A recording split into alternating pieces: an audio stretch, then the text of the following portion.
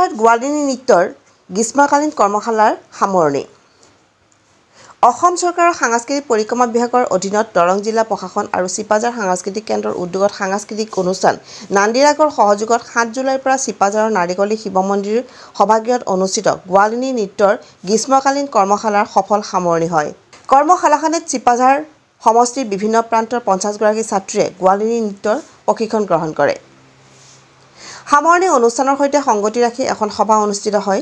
নান্দিৰাগৰ সভাপতি খৰ্গেশ্বৰ নাথৰ সঞ্চালনাত অনুষ্ঠিত সভাত বন্তি প্ৰজ্বলন কৰে সাংস্কৃতিক কৰ্মী মিঠু বৰুৱাই।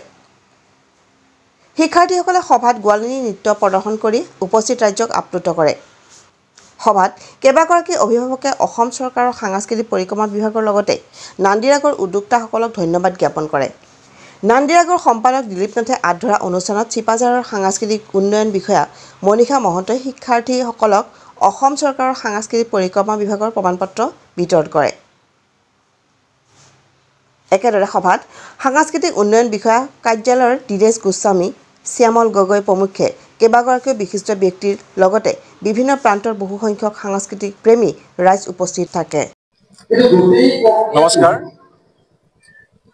সামাজিক সাংস্কৃতিক অনুষ্ঠান নান্দিৰাগৰ তৰফৰ পৰা সকলোলৈকে আমি স্বাগত সম্ভাষণ জনাইছোঁ। অসম চৰকাৰৰ সাংস্কৃতিক পৰিকল্পনা বিভাগৰ অধীনত দৰং জিলা প্ৰশাসন, চিপাঝাৰ সাংস্কৃতিক কেন্দ্ৰৰ উদ্যোগত আৰু আমি নান্দিৰাগ গোষ্ঠীৰ সহযোগত এই নাৰিকলীৰ ঐতিহ্যমণ্ডিত স্থানত আমি বিগত ৭ জুলাইৰ পৰা ২১ জুলাইলৈকে গোৱালিনী নৃত্যৰ কৰ্মশালা অনুষ্ঠিত কৰিবলৈ আমি সুবিধা পালোঁ। আমাক বিভাগীয়ভাৱে সেই দায়িত্ব দিয়াৰ কাৰণে সাংস্কৃতিক বিভাগক আমি কৃতজ্ঞতা আৰু ধন্যবাদ জনাইছোঁ। আৰু এই অনুষ্ঠানটি চলাই নিয়াৰ ক্ষেত্ৰত নাৰিকলী মন্দিৰ পৰিচালনা সমিতিয়ে আমাক যি সহযোগিতা আগবঢ়ালে তাৰ কাৰণে তেখেতসকলক মই ধন্যবাদ জনাইছোঁ।